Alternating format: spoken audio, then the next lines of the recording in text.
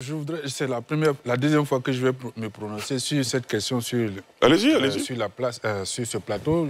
J'avais déjà dit que, pour moi, le défi pour un parti qui est au pouvoir comme le RHDP ne devait pas être la mobilisation des militants, parce que pour être élu à la présidentielle, on a sur la liste électorale définitive, il y a à peu près 8 millions de personnes. Un peu plus de 8 millions.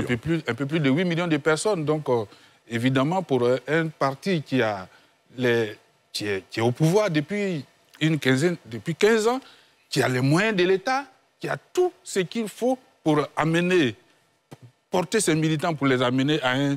Même les ministres ou les cadres peuvent même prendre en charge l'arrivée de leurs militants sur Abidjan. Donc, pour moi, ce n'était pas... Pour vous, ce n'était pas ça un challenge? Non, ce n'était pas un challenge. Parce que c'est vrai, on peut s'en réjouir. Ils peuvent s'en réjouir. Et je suis d'accord avec eux. Même en titre personnel, je considérais que ce n'était pas ça le challenge. Le challenge devait être, disons, principalement, montrer que le RHDP pouvait être un parti entièrement démocratique. C'est-à-dire? Notamment dans la désignation de son président, dans le processus de désignation de son président et dans le processus de désignation du candidat à la présidentielle. Et j'ai constaté que, c'est vrai, on a parlé d'unanimité, mais au moins, on n'a pas senti que le jeu était ouvert.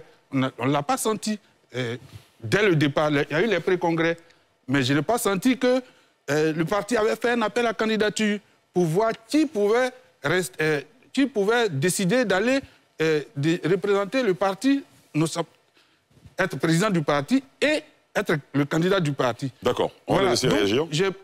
Allez-y, terminez. Donc, je n'ai pas senti ce processus clairement déroulé. Donc, à ce niveau, j'ai été un peu déçu. Parce que, au-delà de la mobilisation, il faut montrer comment on respecte nos règles. Vous n'oubliez pas qu'il y a un parti qui les a dévancés sur le chemin de l'organisation du Congrès et qui a été fortement critiqué pour n'avoir pas appliqué certainement certains aspects de leur texte. Donc, quand on vient après, il faut être exemplaire et ça n'a pas été, à mon sens, ça n'a pas été vraiment le cas. D'accord, très bien. Réaction, monsieur le ministre? Oui, Amédée d'abord. Monsieur le ministre Amédée, Kofi Koko, allez-y. Alors, je voudrais dire simplement à notre frère Kyo que le RHDP est véritablement un parti démocratique. Pour l'unique et simple raison, les pré-congrès, si vous avez suivi l'organisation des pré-congrès, nous avons donné la parole à la base. Et dans les pré-congrès, il y avait même les présidents de comité de base. Et on leur a posé la question, qui vous souhaitez qu'il soit le président du parti, d'une part, et d'autre part, le candidat à l'élection présidentielle.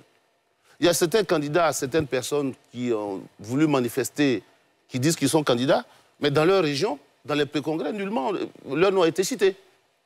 Donc, au niveau du président du parti et du candidat à l'élection présidentielle, ce sont tout ce qui est remonté de la base des 47 régions politiques et c'est tout ça qui a été donc compilé et validé par le Congrès lui-même. Donc, je ne vois pas plus grande démocratie que d'aller jusqu'au comité de base pour demander leur avis par rapport au président du parti d'une part et par rapport au candidat à la présidence de la République d'autre part. Je pense que ce que suggère Augustin Couillot, c'est comme on le voit dans d'autres formations politiques, où il y a un appel à candidature ou une ouverture de candidature, c'est peut-être de ça qu'il veut parler. Oui. Monsieur le ministre, allez-y.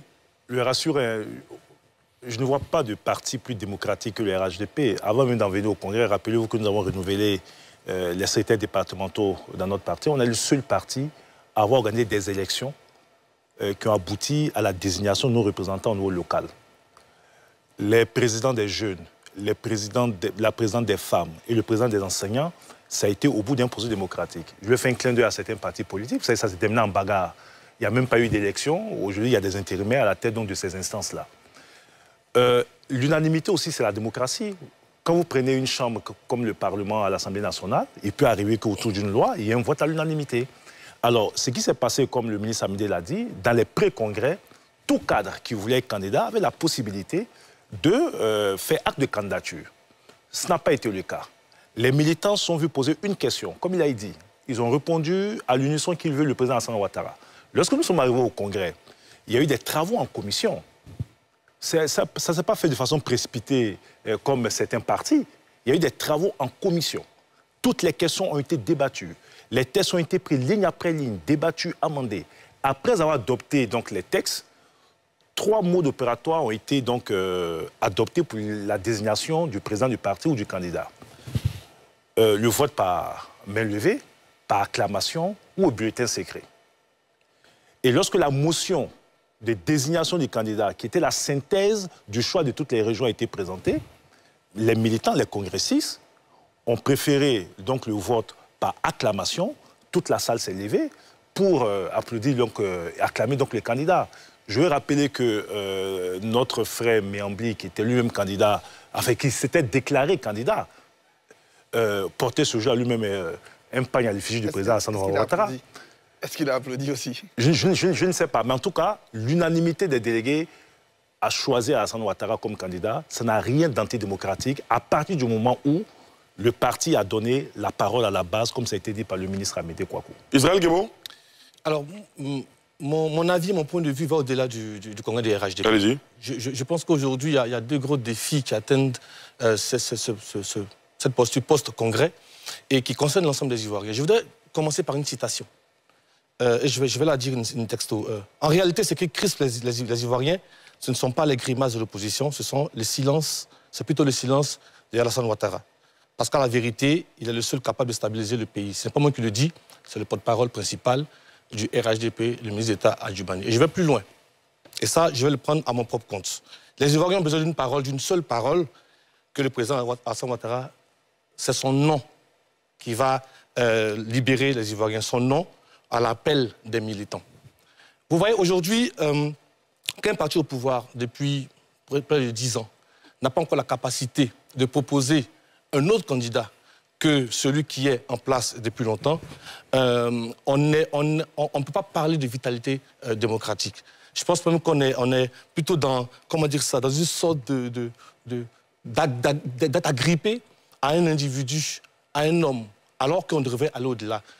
Ce que je veux dire, 2 choses. Premièrement, le challenge qui attend le RHDP, c'est d'arriver à préparer une explication à ses militants qu'il faudra trouver un autre candidat. Parce que de mon point de vue, le président Alassane Ouattara ne sera pas candidat. Il a lui-même fixé les limites de sa mandature. Vous vous rappelez très bien, il y a quelques années, il y a 5 ans en arrière, il avait 79 ans, il disait qu'il trouvait déraisonnable qu'à 75, 80 ans, on veuille rester au pouvoir ou qu'on veuille conquérir le pouvoir. C'est le même président Alassane Ouattara qui disait dans une interview en 2020, lorsque le journaliste RFI lui demandait est-ce qu'il va rempiler en 2025, il disait non, non, ça suffit, il a fait le sacrifice de trop. C'est le même président Alassane Ouattara qui disait qu'il est temps qu'une autre génération prenne le relais et fasse mieux que. Donc aujourd'hui, il va falloir que les cadres du RHDP expliquent à leurs militants, sensibilisent leurs militants à s'attendre à un autre candidat que le président Alassane Ouattara parce qu'il ne sera pas candidat. La deuxième chose dans ce post-congrès, c'est surtout que le RHDP devra donner des explications sur son bilan aux Ivoiriens. Et ça, c'est là-dessus que la Côte d'Ivoire les attend. Parce qu'il y a beaucoup de promesses sociales non tenues sur lesquelles nous avons besoin d'avoir des comptes et le RHDP devra s'expliquer. Je vais prendre pêle-mêle quelques éléments. Vous vous rappelez, en 2010, l'un des slogans de campagne, c'était « Ne donne pas ta voix à la pauvreté ». Je pense que tous les Ivoiriens s'en souviennent encore comme si c'était hier. Mais depuis le 2011, le prix du riz, de l'huile, du savon, des scolarités, des transports, des assurances, du carburant même, a augmenté. Et ça a pour conséquence de plonger une grande partie de la population dans la précarité. Donc, aujourd'hui, on attend le RHDP sur ce point-là. Au point, c'est que le président Alassane Ouattara avait fait de la lutte contre la corruption son cheval de bataille. Mais aujourd'hui, on se rend compte qu'à toutes les échelles de la société, la corruption est enracinée, elle est ancrée. C'est vrai, il y a eu des réformes avec la haute autorité de la bonne gouvernance, la Cour des comptes, ainsi de suite. Mais que vaut une réforme si, dans l'applicabilité, elle n'est pas exécutive et s'il n'y a pas d'impact pour les populations? Aujourd'hui, c'est près de 1400 milliards de francs CFA que la Côte d'Ivoire paie chaque année qui vend la corruption. Si on fait un petit calcul, 2011-2025, ça nous fait 14 ans. Alors, si on prend la calculatrice, qu'on fait 1400 milliards multipliés par 14 ans, on est autour de 19 600 milliards qui ont été injectés dans la corruption. Donc aujourd'hui, avec près de 20 000 milliards, je finis par ça, 20 000 milliards, on aurait pu faire des choses à fort impact pour la société, éducation, santé, ainsi de suite. Dernière chose sur laquelle je vais finir. Non, de toute façon, vous aurez la parole pour poursuivre. C'est sûr, l'état des droits. Allez-y, terminez. Une des promesses que le président avait faites, c'est que sur les crises de 2010 et 2020, il avait promis de sanctionner toutes les personnes qui avaient été impliquées, quels que soient les camps, quel que soit leur clan et quelles que soient leurs origines.